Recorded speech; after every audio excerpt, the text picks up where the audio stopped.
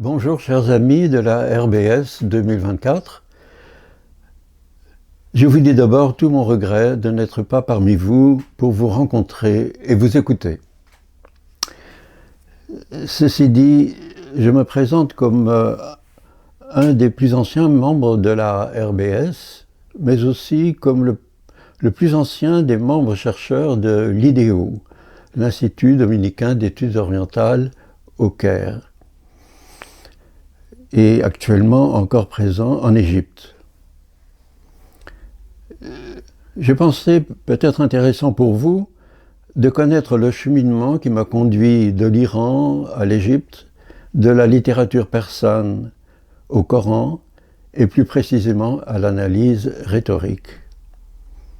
La présence à la RBS cette année de contributions innovantes, extra-bibliques et extra-coraniques m'a incité à vous présenter un parcours d'une trentaine d'années sur la composition du Coran et également de quelques textes pharaoniques. J'ai découvert l'Orient et l'Islam lors de 3 séjours en Iran, répartis entre les années 1966 et 86. Lors du 3e et plus long séjour de 9 ans, de 77 à 86, j'ai suivi un cycle d'études de langue et de littérature persane à l'université de Téhéran.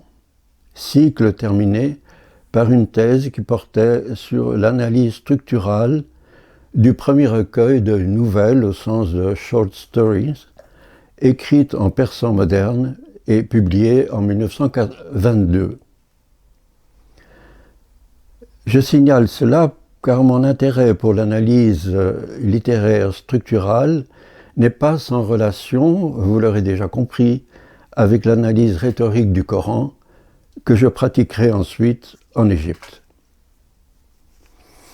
Ayant dû quitter précipitamment l'Iran en 1986 suite à un incident diplomatique entre le régime khomeiniste et la Belgique, et je rappelle que je suis de nationalité belge, j'ai rejoint les frères de ma communauté religieuse dans les pays arabes. Je me suis par conséquent mis à l'apprentissage d'une nouvelle langue orientale, l'arabe, d'abord à Damas, puis au Caire. Cherchant ensuite un travail qui me conviendrait, j'ai été orienté par un ami jésuite, philosophe, le père Maurice Martin, vers l'étude de l'islam à l'IDEO, malgré mon âge déjà proche de la cinquantaine. Après quelques petites recherches concernant plus l'iranologie que l'islamologie, je me suis tourné vers l'étude du Coran. Cela répondait à un ancien désir que je n'avais pas pu réaliser tant que je ne connaissais pas la langue arabe. Ma vie en Iran m'avait certes mis en relation étroite avec les musulmans. J'avais été sensibilisé à leur religion. Mais je restais dérouté devant le texte de leurs livres sacrés, comme le sont d'ailleurs la plupart des Occidentaux lorsqu'ils abordent ce livre pour la première fois et généralement en traduction, ce qui était mon cas. J'étais plus séduit par les grands poètes mystiques persans comme Jalal-ed-Din Rumi, Attar, Hafez de Shiraz et bien d'autres. Le Coran me paraissait opaque, du fait de son texte décousu, en morceaux disjoints, sans continuité d'idées, aisément perceptibles. Par ailleurs, je n'ignorais pas que ce livre avait déjà été étudié par un grand nombre de savants éminents, non seulement dans la tradition et le monde islamique, mais également chez les orientalistes occidentaux, dont j'avais déjà lu certains ouvrages importants, notamment de Louis Gardet, de Louis Massignon, de Henri Corbin et quelques autres. Il était donc illusoire pour moi d'acquérir une érudition suffisante à 50 ans pour pouvoir m'insérer dans leur cortège. mais il était peut-être un domaine peu ou pas abordé par l'érudition occidentale de l'époque, celui de la cohérence du texte du Coran, qui précisément faisait problème. Or, je pouvais difficilement admettre qu'un livre de l'importance culturelle et religieuse tel que le Coran ne puisse pas jouir d'une certaine cohérence qui serait encore à découvrir. Fort de cette intuition, j'ai tenté d'appliquer au texte coranique la méthode que j'avais mise en œuvre dans ma thèse en Iran, celle de l'analyse structurale du récit, selon le philosophe et sémiologue français Roland Barthes, décédé en 1980, qui à l'époque était en vogue en France. J'ai donc essayé d'analyser quelques récits que l'on trouve dans le Coran, mais sans grand succès. Je n'y trouvais rien que l'on ne puisse déjà percevoir à une simple lecture attentive. C'est alors que survint un événement apparemment insignifiant, mais décisif pour moi. Je me revois encore rencontrer par hasard dans un couloir du couvent dominicain du Caire le jésuite et ami, le père Christian van Nispen, jésuite hollandais, lui aussi membre de l'IDEO. Comme je lui parlais de ma perplexité, il me dit « Tu devrais aller voir dans la bibliothèque le livre d'un de mes confrères, le père Roland Menet, sur l'analyse rhétorique, une nouvelle méthode pour comprendre la Bible. Je crois que ça pourrait t'aider. » Je me suis aussitôt précipité à la bibliothèque, j'y ai trouvé le livre, et je l'ai littéralement dévoré, pressentant qu'il contenait la réponse à mes questions. Mais à condition de faire un détour par l'étude de la Bible, ce qui posait problème, puisque je voulais étudier le Coran en langue arabe et non la Bible en hébreu. Il y avait toutefois aussi dans la bibliothèque un deuxième livre de Roland Menet, publié en arabe à Beyrouth, avec 3 autres co-auteurs, 2 musulmans et un autre jésuite, le père Louis Pouzet, qui enseignait à l'université Saint-Joseph. Un des 2 co-auteurs musulmans, le professeur Ahyaf Senno, professeur de lettres, analysait dans ce livre un hadith, une parole du prophète Mohammed, selon la méthode d'analyse de Roland Menet. Je me disais que si cette méthode valait non seulement pour la Bible, mais aussi pour des hadiths en arabe, elle devait probablement pouvoir s'appliquer également au Coran.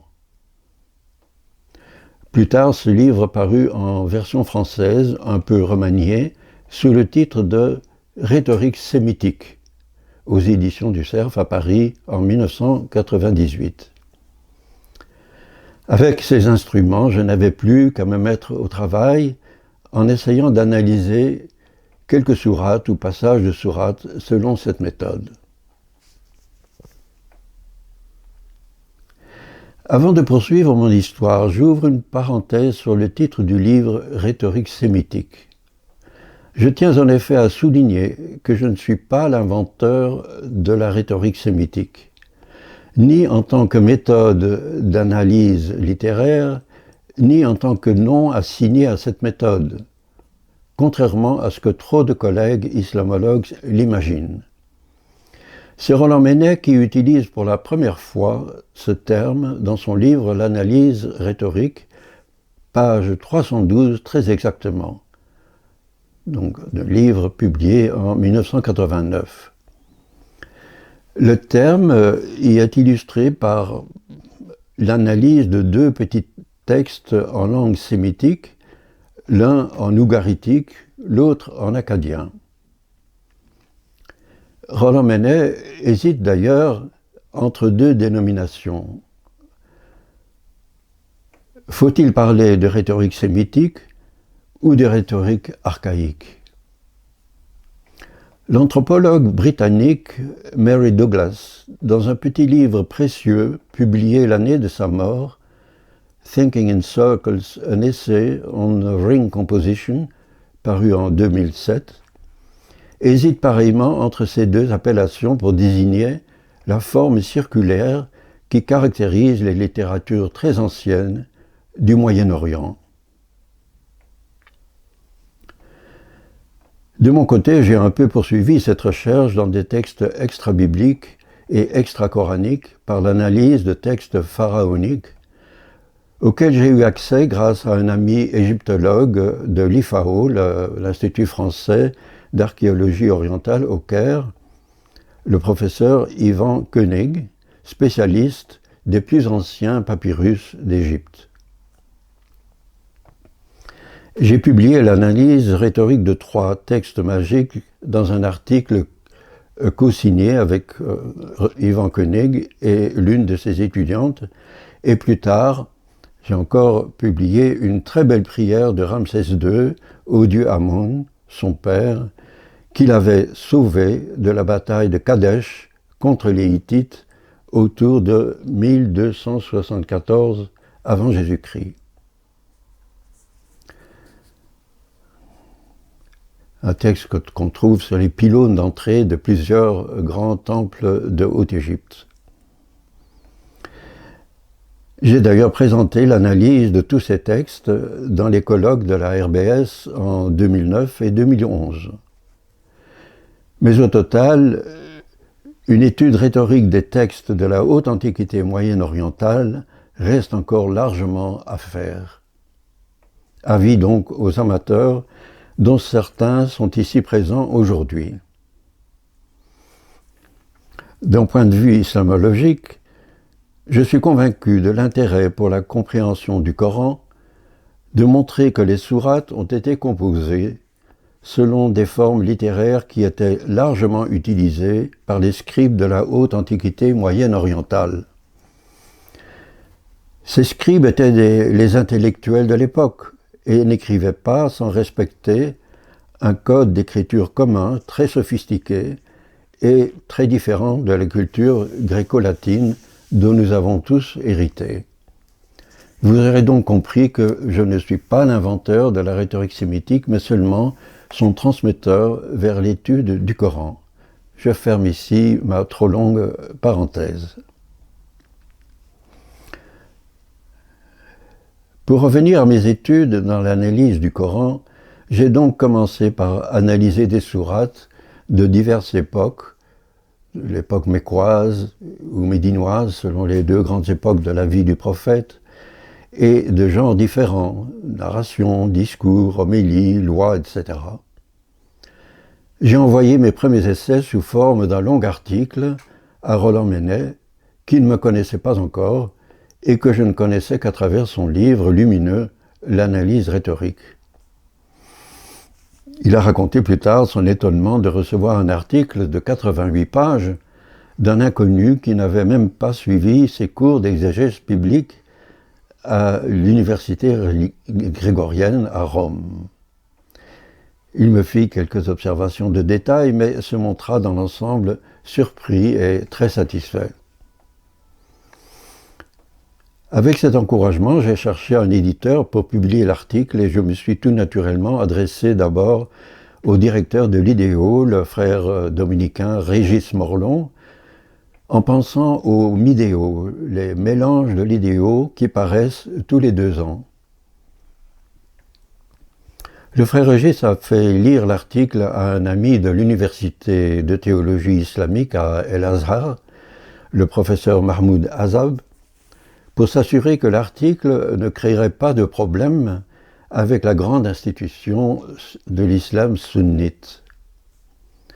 En fait, le professeur Mahmoud Azab donna heureusement son imprimatur.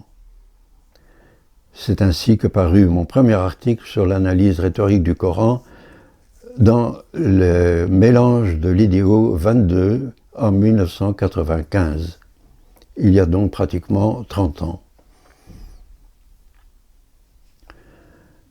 D'autres articles ont suivi, certains dans les mélanges de l'idéo, d'autres dans les annales islamologiques de l'IFAO, l'Institut français d'archéologie orientale au Caire, et dans le Journal of Quranic Studies de la SOAS, School of Oriental and African Studies, à Londres.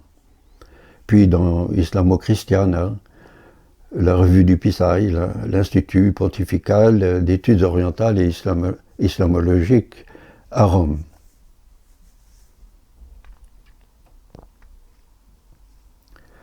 Après avoir écrit un certain nombre d'articles sur les sourates brèves, en commençant par les dernières dans l'ordre du Coran canonique, j'ai voulu vérifier si une longue sourate était également composée selon les mêmes principes rhétoriques. J'ai choisi la sourate 5, El-Maïda, la table servie, parce qu'elle abordait de nombreuses règles pour la vie quotidienne des musulmans, et que, selon certains commentateurs, elle serait chronologiquement la dernière en date des sourates. Mais aussi parce qu'elle contenait des versets importants concernant les relations des croyants musulmans avec les juifs et les chrétiens, ce qui est d'un évident intérêt actuel. Par ailleurs, s'il est possible de montrer que les petites sourates datant des débuts de la prédication mohammedienne et la dernière en date des sourates obéissaient à la même rhétorique sémitique, il serait raisonnablement possible de conclure que l'ensemble du Coran est composé de cette manière. Ce qui est quand même encore à prouver en multipliant l'analyse. Le livre sur la 5e sourate, que j'ai intitulé « Le festin », une lecture de la sourate El-Maïda, parce qu'elle fait allusion à la dernière scène de Jésus, a été publié en 2007, préfacé par le professeur Amir Moezi, éminent islamologue actuel en France. À l'occasion du 30e anniversaire de la République islamique en 2009, ce livre a reçu le prix du livre de l'année en islamologie de la part du ministère iranien de la culture et de la guidance islamique. C'est comme cela que je suis revenu pour 2 semaines en Iran sur un tapis rouge après en avoir été expulsé. Cela m'a donné l'occasion de donner 2 conférences, l'une à Téhéran dans un institut de recherche littéraire, l'autre à Qom, le grand centre théologique de l'islam chiite.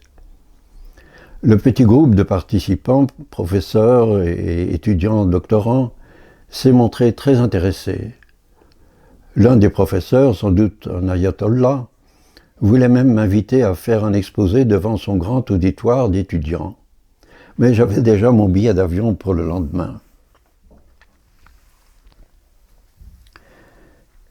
Ce succès et les interrogations qu'il suscitait m'ont ensuite poussé à rédiger un livre théorique expliquant la méthodologie appliquée dans ma recherche. Je l'ai intitulé « La composition du Coran, Nazm al-Qur'an », publié en 2012. J'y résume en fait en 197 pages l'imposant traité de rhétorique biblique de Roland Menet, publié en 2007 avec 712 pages. Mais dans mon livre à moi, je ne donnais que des exemples tirés exclusivement du Coran. J'ai tenu à joindre au titre français de ce livre sa traduction en caractères arabes pour qu'un éventuel lecteur arabophone saisisse d'emblée que cette méthode ne faisait que développer une théorie littéraire connue de la tradition islamique, quoique de manière embryonnaire. Je voulais à tout prix éviter que ce livre, comme mes articles, ne paraisse aux yeux des musulmans comme s'opposant frontalement à la tradition littéraire exégétique islamique. C'est pourquoi, à la fin de mon livre « Le festin », j'ai ajouté un appendice pour montrer le lien entre la rhétorique sémitique et des traits stylistiques que des théoriciens littéraires musulmans avaient déjà observés depuis longtemps dans le Coran, sous le nom précisément de nazm, la composition ou l'ordre du texte. Enfin, en 2014, j'ai publié un troisième livre qui rassemble et complète mes articles antérieurs sur les courtes sourates de la fin du Coran. Je l'ai intitulé « Une apocalypse coranique, une lecture des 33 dernières sourates du Coran » parce que beaucoup d'entre elles portent sur l'eschatologie. Ces trois livres ont ensuite été publiés en anglais et en arabe. Les deux premiers livres en arabe ont été publiés par la maison d'édition jésuite Dar el-Mashreq à Beyrouth. Le dernier par le Tafsir Center of Quranic Studies à Riyad, en Arabie Saoudite. J'ai aussi publié en 3 langues un guide pratique pour l'analyse rhétorique du Coran, uniquement en ligne sur le site Academia Edu. Mon précédent livre théorique sur la composition du Coran exposait en effet toutes les caractéristiques de la méthode, mais n'expliquait pas comment l'étudiant doit s'y prendre pour analyser concrètement le texte d'une sourate. Ce dit guide est donc un opuscule pédagogique qui montre les étapes de l'analyse l'une après l'autre, à partir de l'exemple d'une sourate assez facile à analyser, la sourate 69, El-Haqqa, l'inévitable. Je constate quotidiennement sur le site Academia Edu que ce guide pratique est fréquemment consulté, non seulement dans ses versions françaises et anglaises, mais également dans sa version arabe, ce qui me paraît une excellente chose. Je m'arrête un peu sur ces traductions en arabe qui, pour moi, sont vraiment un aboutissement merveilleux d'années de travail. Je n'ai bien sûr pas traduit moi-même les 3 livres dont je viens de parler. Ce sont successivement 3 jeunes professeurs d'El-Azhar, donc la grande institution sunnite, dont 2 de la section française et 1 de la section anglaise, qui en ont été chargés, avec également 2 Marocains, un professeur à l'université grégorienne à Rome, le professeur Adnan Mokrani, et un doctorant à Rabat, M. Tariq Manzou, tous 2, je l'espère, ici présents. Ces traductions ont été l'occasion d'une collaboration très belle avec des traducteurs, non seulement avec moi, mais encore avec mon confrère Michel Leclerc, excellent arabisant, qui a relu ligne après ligne les 3 traductions en dialogue avec les traducteurs.